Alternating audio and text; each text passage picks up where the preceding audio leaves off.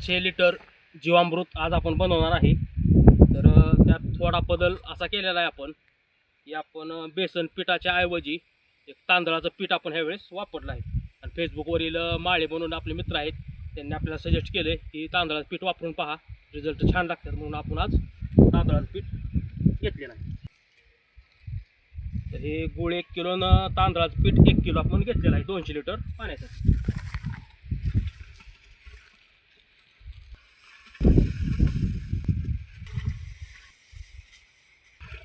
तर प्रति baler 2 litre गोमूत्र आपण घेतलेला आहे. शेतकरी मित्रांनो, दुसरा घटक जे आपण नवीन घेतला आहे ह्यात म्हणजे हे देशी गायचं दूध. नवीन आपली गाय वेळलेली आहे, तर तिचं हे 2 दिवसाचं दूध आपण 15 लिटर साठवलेलं आहे, तर ते आपण ह्यात ॲड करत आहे.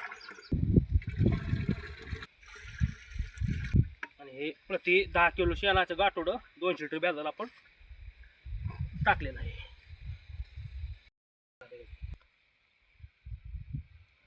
5 ते 6 दिवसात आपलं हे तयार होणार आहे. एक जवळजवळ 600 लिटर जीवामृत. लाईक, सबस्क्राईब, फॉलो करा. धन्यवाद.